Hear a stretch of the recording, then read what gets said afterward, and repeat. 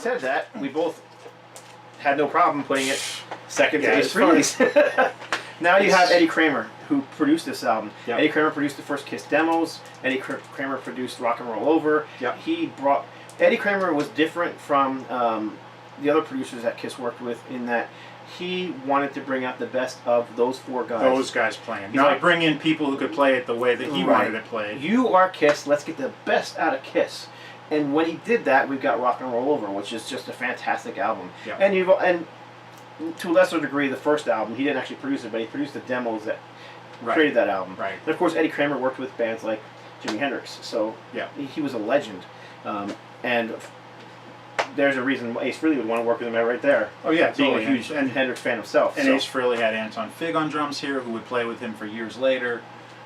Great friggin' drummer. And there's some oddball time signatures in here, and some really, as a kid, that I didn't get, but I liked it. I was like, I don't know how they're doing that, but that's so weird sounding. It's not just a straightforward album. There's some odd stuff in it too. And there's a difference between the other three albums as well. As Peter had very great rock and roll kind of voice, just very gritty, raspy, kind of like a Steven Tyler or Nazareth, Dan McCafferty. Where Paul Stanley had this great high-pitched, very strong voice. Gene kind of had this where he was almost Beatlesque. He could do very highs. But Gene has a great rock voice too when he wants to. Ace, no. Ace, it's got. I've always called it can't sing, don't care. It's very rock and roll. No, he can't sing. It's a lot like Hendrix. Hendrix was the same way. Yeah, exactly. Or Uli Roth, or a lot of those guys. But he just pulled it off. He really did create the best of the four solo albums. And so I've heard people say it sounds too much like Kiss. No, Paul sounds more like Kiss. I think it does too. But Ace it's just great. It's just a hard, heavy rock and roll album. Yep. It's if Ace was given more free rein. I mean, they made a huge mistake when they encouraged Ace to get in front of a mic, because they almost created a monster. Yep. Because once he got past that one, the singing bit, you couldn't really stop him. Yeah. Anyhow, I still, that is a regular player for me to this day. I still love that album. I like to, if I'm I haven't put up Christmas lights in years, but that's what I used to listen to when I would put up Christmas lights for some reason. It would just. And of course, there's an instrumental on his too, the Fractured. Yep. Which became Fractured Mirror, which became a series. That there was 3 more in the Fractured Mirror series. There's even been a couple more. I think. Yeah, it was a really cool, very cool one. Great instrumental. I think people are going to be surprised when it's actually not higher in our list. This was the beginning of this was the end of the Kiss that I fell in love with. Yeah. Loved them. This is when things started getting more, they started getting bigger. Yeah, they were becoming, I'm not sure what the right word is for that either. I love the cover art when it came out. I remember just... Oh, sure. It's the same guy who did... who did Red Destroyer, yep. Yeah. New costumes. I just remember being enamored by the whole thing. Yeah. I remember not liking Gene's boots as much as the original boots because it didn't have the scales on it. Right. But I thought Ace's costume was just badass. They all are. And that was part of the shine of Kiss is you got the new costumes every year, and what are they going to do next? But I must confess, when this album came out, I was a kid. I had 25 records at the time. So this album, I drove my parents nuts playing it over and over and over and over again. I mean, this one, it reminds me of things like Halloween, dressing up like Gene Simmons. Oh yeah, playing air guitar. This is the first album I ever bought with my own money. Yeah, I bought it for $4.99 at Laverdier's drugstore, brand new, right after it came out. But honestly, I just don't think the songs on here, there's some weak songs on here. Plaster Caster sucks. I don't hate any of them. It's a stupid song. It's just it's I don't know. I guess it's a Kiss that's more tailored for the masses, as opposed to what they were previous to this. But I do love a lot of stuff on here. Love Gun is, of course, great track. Classic I Stole Your Love is a favorite. Yep. Tomorrow and Tonight, Christine 16. Almost Human was kind of another character song for Gene. Shock Me. That's where the Ace monster was bred. Oh yeah, and I love the song. It's a great song. It went with his character. It was a character song, and it came from him actually getting shocked on stage. And it became a big part of the show. Yep. With him doing his whole smoking guitar thing and all that Yep. during the guitar solo in that song. Then She Kissed Me is an old girl group song. It was actually Then He Kissed Me by the Crystals, I think. Something like that. Which, Paul was convincing in it. And then I Stole Your Love, which is that's a heavy rocker. That's feel in the lyrics. But that was Pete. I think the thing with Plaster Caster is that it never was one of my favorite songs. I think Gene ruined the song for me just because it was like him boasting about how big his penis was, and it's like, God, I don't care about that. I know. And when I first was hearing it, I didn't really know who the Plaster Casters were. No, and I got it later on. So it didn't matter. And then when it started coming out that it was not even something he was involved with, he was just he begged glorifying it. He begged them to do it. They refused. Yeah. Which I get tickled whenever Gene doesn't get his way for some reason, because I think he's gotten his way a lot, but not everybody's gonna fall for his crap. Yeah, not everybody's gonna pander. Yeah. Anyhow, but otherwise, and then there's it's Christine a good 16. We didn't mention that one. Christine 16, which is another Gene song, which is another wretch having sex with 16-year-old kid. I guess it beats 13. Yeah, which is 12. David Bowie was in the 12-13s. Jimmy Page was in the 13-14s, and yeah, it was pretty common back then. It was groupies were young teens, and somehow, even some of these girls got signed over by their parents. Steven Tyler actually adopted some girl with her mother's permission. Was it Steven Tyler or was it Ted Nugent? I just read something about Steven Tyler's too. It may not have just been one or the other. I know Ted Nugent did that. He married the girl. She was 16 when he met her, and he ended up marrying her by the time she was 17. Sandra? I can't remember what her name was, but it's the girl that's in the video for Little Miss Dangerous. Oh, that must be later then. He was married prior to that. Anyhow, I don't know. Whatever. That's Love Gun came with how one of that how do we always talk about other bands and end up talking about Ted Nugent? I don't know. Because we're going into that sexual thing of that pedophilic tendency. And everybody likes to point out the fact that Ted was one right. and one. And, they just, Ted's an easy target these days because of his politics and his big mouth. So they might as well just load that up, and he's just someone else to fucking piss on and be pissed at, since that's like the hobby of the world. This one, I don't know. This one, depending on what day of the week it is, could be up at number 1 and 2 for me.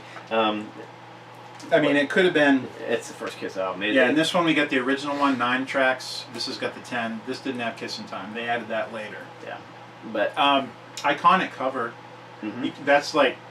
That's a signature Kiss picture right there. They have several. But and they were playing off the Meet the Beatles, if I'm not mistaken, right, for the cover art. Oh, I didn't realize that. That's a good point, though.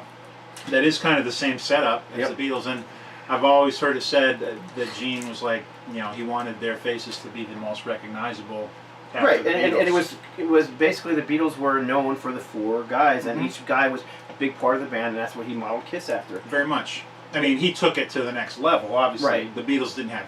And now he's taken it. Now he's just destroyed it, but because now it's no longer Peter, now Chris, it's Paul all Stanley. Now it's the Demon and the Spaceman, and because he's trying to make it last beyond their lifetimes, right?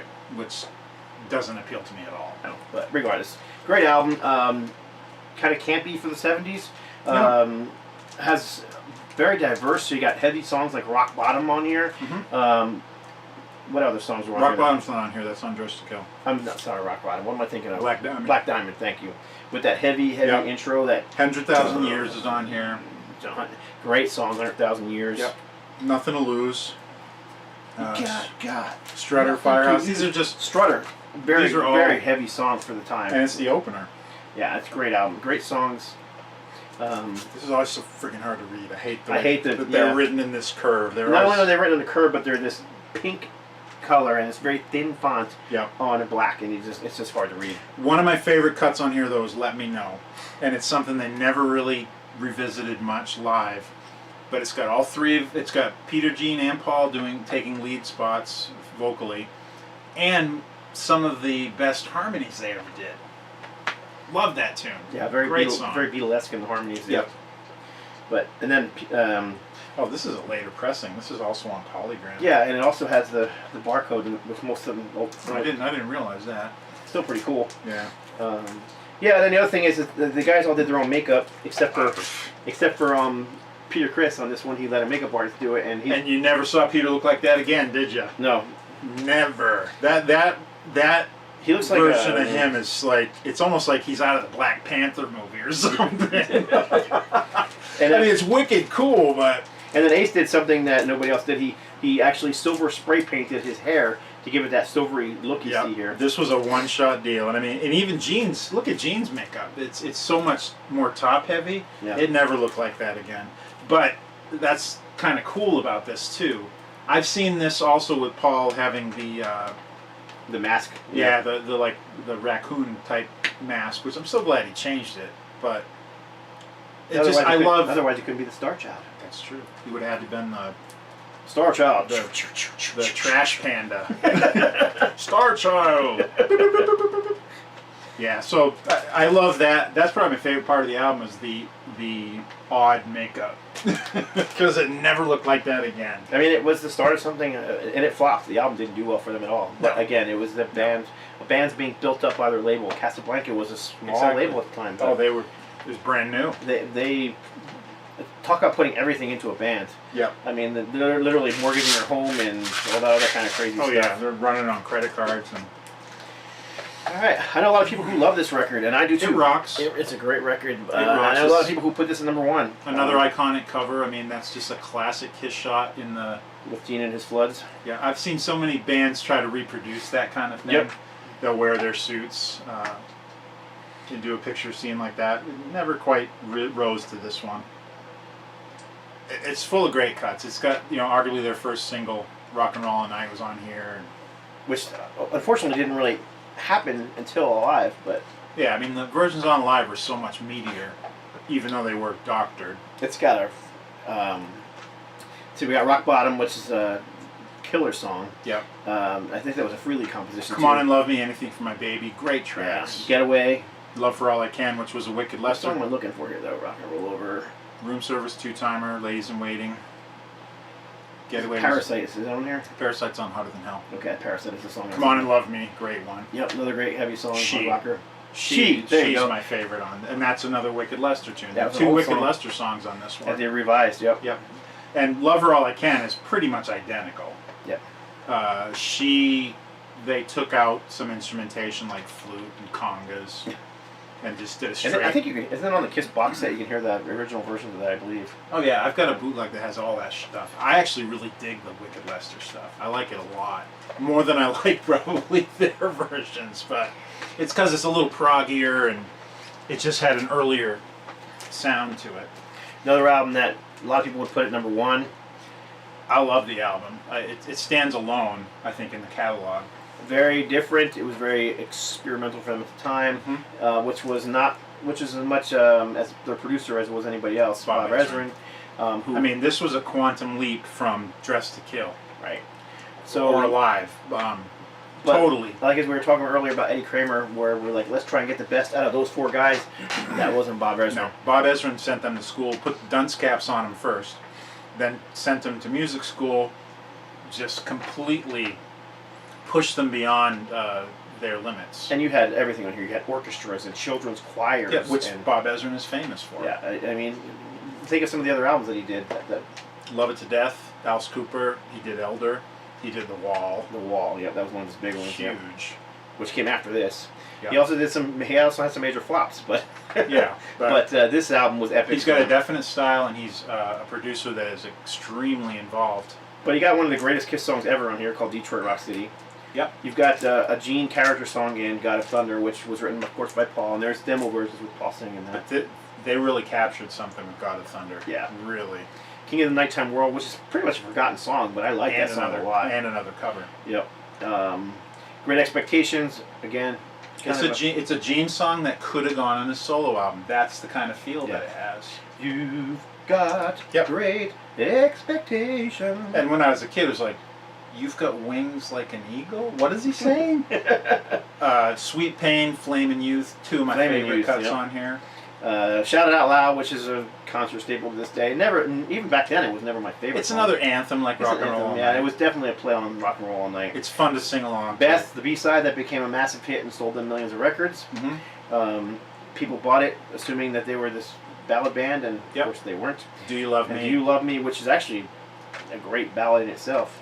And it's definitely, it's like a Paul character song. It's like a, It's more. I'm a rock star and I I'm know a rock you're, star, but I'm a romantic at the same time. right. Exactly. But do you love me or do you love my 7-inch leather heels or whatever? Did Ezra do Welcome to My Nightmare too? I believe he did. Yeah, he did. Yep. And who gave it to you? Donny Osmond. What? And the cover. Cover's Fantastic. awesome. And Not the original. Can you imagine? I mean, how much time it took to paint this? And now, and this is the second version because the first one got rejected. I'm a graphic designer and I do art, and I have covers rejected, and it irritates me. Well, of course. I spent hours on the this cover. is- But can you imagine? This is physically paint on canvas, and they come to you like, yeah, we need to repaint it because we're changing their costumes. And because it was also rejected because the background was more of a pinks and reds and Yes. it looked more violent. Yeah, It was exactly. really weird. I mean, this is 75. Right. And we're talking about getting 76. and then we're talking about trying to get these into Sears, and so yeah. So the actual colors seem to be more violent, and this, I mean, if this was the version that was toned down, I mean, you can't really get away from what it is. yeah. Kiss just destroyed this city, and they're they're heading over the rocks to get to yours. Yep. Yeah. I always wondered Paul's. I mean, Ace looked a little fruity in that picture. Totally I never got that, but Totally did. and Peter Criss never looked that badass ever. Oh man. He just looks And like. I mean, even Gene. Gene looks like he's. I mean, Gene was bulked up because of the armor and crap he wore, but he literally looks like. He really does look like a monster there. Yeah. Ace, I always put it down to like he was always out in the clouds or something. Yeah. And Paul looks like Paul. No, But that's this to me. This was the ultimate Kiss costumes, oh, it's and the classic. best. I mean, those jean boots with the scales on them. Yeah, the dragons Yeah. that came to life when they did the comic book. Oh my god, that was so good.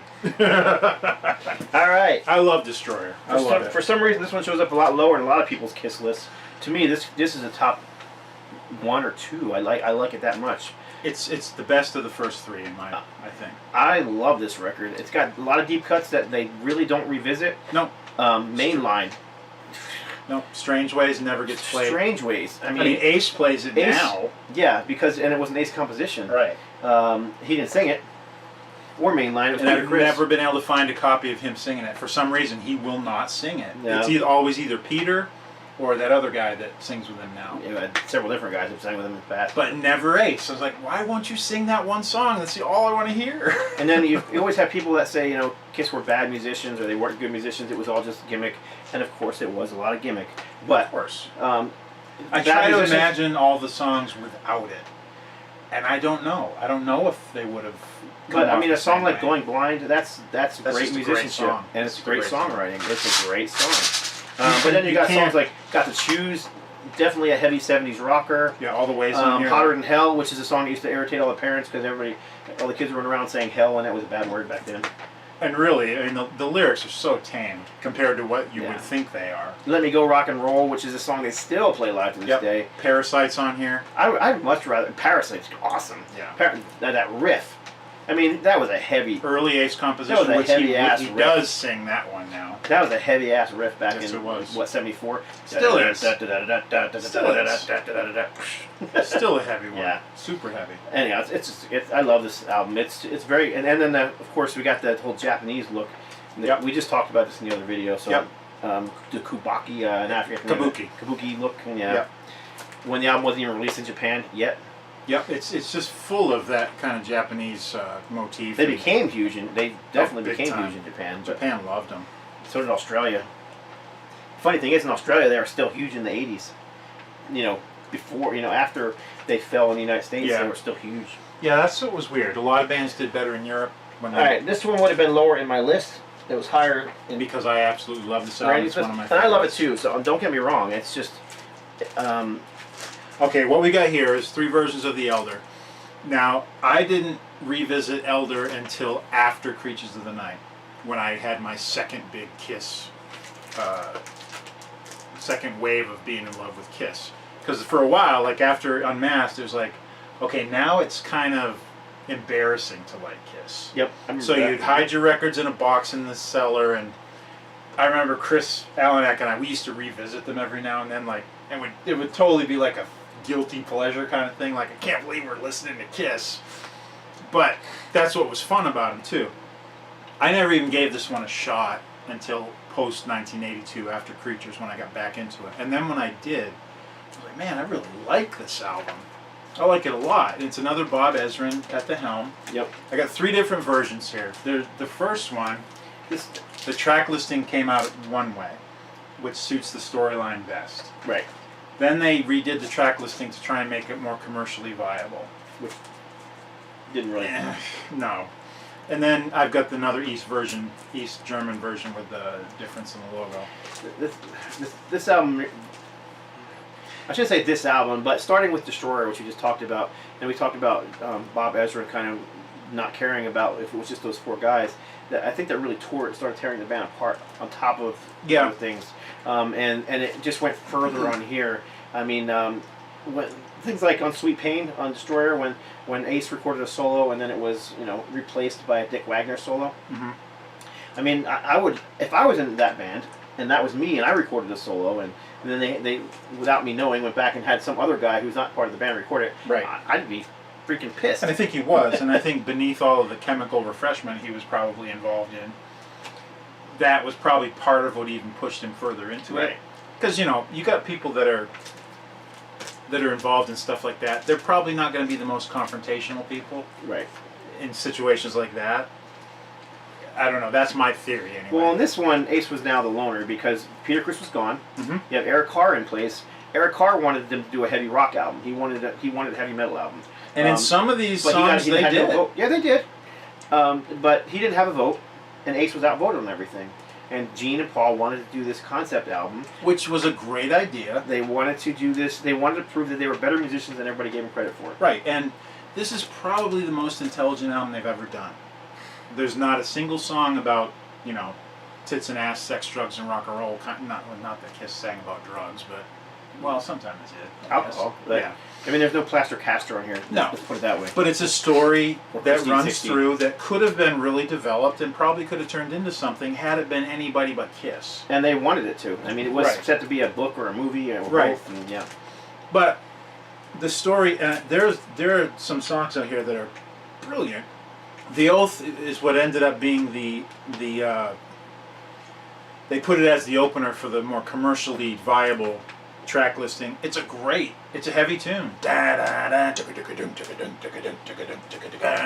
I first heard it, I'm like, wow, there's nothing wrong with this. And there's some real balladic stuff like Just a Boy, that could have been on Paul's solo album. It's very falsetto, very heartfelt. Dark Light was an Ace composition, another rocker. And Ace recorded, that was done without Ezrin, as far as I know. Right. It was recorded in his home studio by himself, and I believe it was Anton Fig who played drums on it, and I don't know if any other Kiss members played on it or not, but... I don't know. Now, then we segue into it. It's a tune it's a twofer. You can't really listen to one without the others. Only You and Under the Rose. Both written by Eric Carr and Gene Simmons. 2 of my favorite Kiss songs in the whole catalog. They're great. Awesome songs. Then we got World Without Heroes, another ballad with Gene doing it. World Without Heroes. It's kind of like When You Wish Upon a Star Part 2. Very much so. It's very cheesy. Yeah. Mr. Blackwell, which is kind of another character song for Gene. Kind of dark. Escape from the Island, which is another Ace Frehley, Bob Ezrin, and Eric Carr. I think it grew out of a jam that Ace did with Eric, which was called Car Jam, I think. It's all instrumental. Then we got Odyssey, which is my one sticking point on this album. I never have been able to get into that song. It's so smarmy. And I found out is another cover. Yeah. But it's a horrible song. It's a Paul song, and I just can't find anything redeeming about it. It's so blah that I could do without it, and I don't think I'd miss it at all. No. And you get the final song, I, which is just a total belief in yourself kind of song. They also toned down their look for this album. Big time. Gene got rid of that little bun, which everybody has now. If you're cool, you have one of those buns. Right? The man bun. So Gene, I think his was more Gene should have patented that. Yeah, he should have. he worked on the wrong thing. Maybe he did. God. Oh, but his was more like a samurai thing. Yeah, his was. It was The man bun thing, I don't know what the fuck that is. But that being said, I absolutely love this album. I always cite it as one of my favorites. It is. It's definitely one an underrated Kiss album. It wasn't exactly what people were looking for from at the time. No. I think if they would have again worked with somebody besides Ezrin, and put out the same songs more organic. I mean, Ezrin I think was a good producer for what it was. It was more of a story. It was a concept album. Yeah, and I also think that if I'm not mistaken, reading all the crap, Ezrin was kind of out of it at the time as well. Yeah, I remember hearing about piles of coke in the sound room and stuff like that. All right, now we're getting into the top. Now we're getting into the real meat. Yeah, top 3, right? Yeah, top 3. Is that all that's left? Mm-hmm. I think this one's going to surprise people that it's this high on our list, both of us. I don't know how. It's a friggin' brilliant album. Yes. This is what single-handedly got me back into Kiss. Same after here. I'd given up on it. And I can't say I ever gave up on Kiss. I definitely was in that same part where, I moved them into the back of my brain. Yes, and they were still in my collection, but when your friends came over, you didn't pull out Kiss to listen to. No. Hey, check out this new Kiss album. No. You played Kiss when you were by yourself. Yeah. Very private. You didn't want people making fun of you. Yeah, exactly. But this album, and I remember Tony Lee from Heathen's Rage, my buddy from high school, he called me up, he's like, dude, have you heard the new Kiss album? I'm like, no, man. So I walked over to his apartment, and the two of us listened to this album, and it was like, oh my God. Same thing with me and Chris Allenak. That freaking drum sound, man. Oh yes, thunderous. This is the only Kiss album that I can really comfortably say is straight up heavy metal. None of the other ones quite rise to it. This one, absolutely. And I think this was part of the resurgence of heavy metal in the early '80s. This was a part. It was part of the second wave. Yeah, yep. I mean, Kiss's the '70s sound was the '70s sound, and heavy metal sounded different in the '70s than in the '80s than it did in the '90s. And this was Kiss coming into the '80s. This came out the same year that Screaming for Vengeance did. Yep, and it's just a great record. It's not a bad song on here. No. Nope. And we didn't know Ace wasn't part of the band. No, at the time he's they were still. He's pictured on the cover. They were still considering him part of the band. It was mostly studio musicians, Vinnie Vincent. But on this tour, Vinnie Vincent was the guy. With the Ankh. Yep. The tour failed miserably. The album tanked. Did nothing for them. People artistically and fan-wise, man, Kiss were back. People love it now. I don't know how you can't love it. It was so massive compared to the letdowns of the previous, 3 or 4 albums. And I even love the video for the song I Love It Loud. Remember that video? It's so corny. Been looking back at it, but back at the time I just thought that's so cool. Yeah. Paul hated that song. I think there was another song Paul wanted on here that Gene didn't want, and I think that was the sticking point. It's like, well, you can have that one if I can have Love It Loud. Paul hated it. And I Love It Loud. It's just, it's an anthem. It's an anthem, and it's a great anthem. That should be played at every Kiss show. Yep. Creature of the Night, Paul song. Massive. Saints and Sinners, an upbeat rocker. You Gotta Keep Me Coming. Another sexy Paul song, kind of. Rock and Roll Hell, the song they used to... It's actually a cover of a Back When Turner Overdrive song, but they altered it a bit. They altered it a bit, and it was always kind of an ode to Ace kind of thing is what I read. Okay. Danger. Great one. I Love It Loud. I Still Love You. Ballad. Paul sings his heart out in that song. Great song. It's not, when you think ballads, you tend to think 80s schlock. And it's not 80s schlock. No, this was prior to all that. Yeah, it's very different. And when you say ballad, I mean, what a ballad really is like a balladeer, a folk musician, and a song that tells a story. It morphed into that kind of love song, soft song thing, but it's not really accurate to call it that. It's a love song. Yeah. It's kind of like a love. I mean, it is. I Still Love You. Oh, yeah. Because I still love It's a lost love song, I guess. But it's a very intense song. So, and yeah, Killer and War Machine. And I remember when War Machine is like the heaviest thing Gene's done since God Thunder. Yeah, and it's a great song. And I remember saying back in the '90s and into the 2000s, some death metal bands gotta record War Machine. I'm sure somebody death metal band did. Someone did. Another band just like that did God of Thunder too, and it actually was kind of cool. Yeah, God of Thunder was done by Death. War Machine was done by 6 Feet Under. Yeah. Okay. Yeah, great album. Yeah. And there's a Neil Bogart died this year. Bogart to Neil Bogart on here. Yep. He died. That was the owner of Casablanca. And it was produced by Michael Jackson. not that Michael Jackson. Bryan Adams even has a songwriting credit on Yes, one he of does. these, and I Yeah, think he it's does. War Machine, if I'm not mistaken. It might be, yeah. It's a portion. There's like a little portion that I think they lifted from a Bryan Adams I don't song, which is remember. why he got the credit. I don't remember. But I mean, That there were- stuff starts getting really confusing. this one could have been number 1 for me, except for number 1, it's got to be number 1. But Yeah. Rock and Roll Over. Fucking Yes. awesome album. See, I always take this with Destroyer. I always used to listen to them back to back. So they always went together to me. So for me, I've always thought this was just a better album than Destroyer. It was less experimental. Mhm. It didn't have songs like Great Expectations, and it's a rocker from beginning to end. It is. This is probably one of the most purely rock and roll Kiss albums that there is. And this to me was what when I said I was a heavy metal fan in 1977.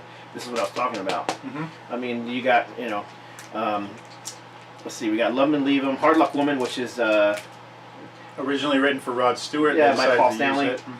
Mhm. Peter singing it. Peter sings his heart out on that song. It's great. It's almost like But Beth Part 2. You got Making Love, which is a killer song. Take Me Take is one of Me. my favorites. Yep, and it's upbeat, heavy Yep. rocker.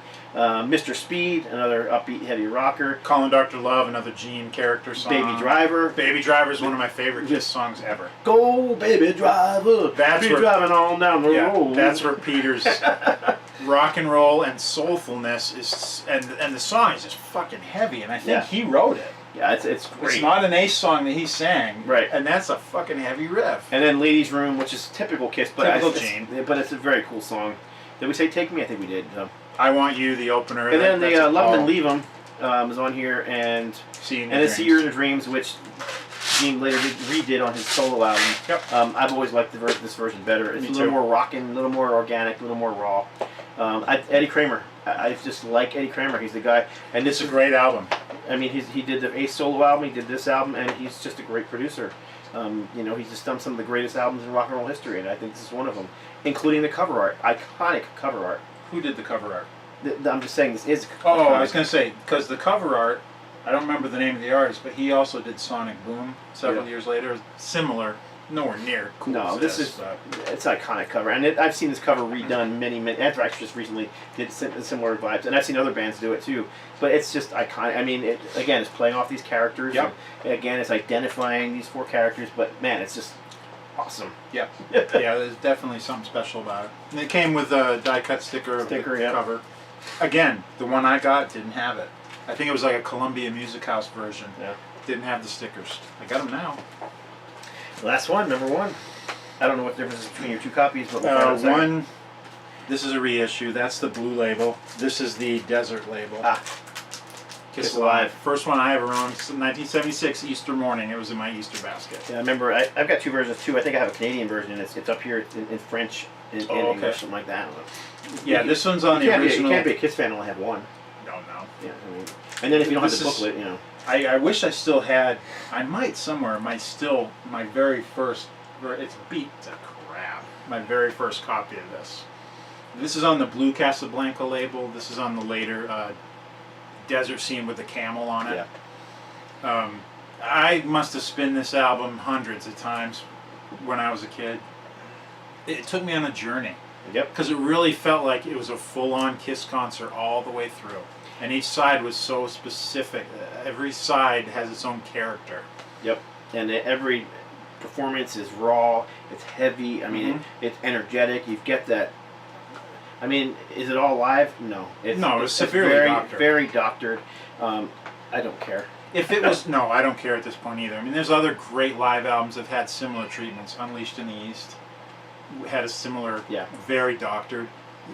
I mean, artists like Frank Zappa, they would take live recordings and they would doctor the piss out of them and just release them as albums. Yep. Ted Nugent. Yeah, the live stuff was just the basis for the songs, and then they'd add all the overdubs, and it basically was like a studio album that had like live roots. So, But there's something that you can't capture in a studio.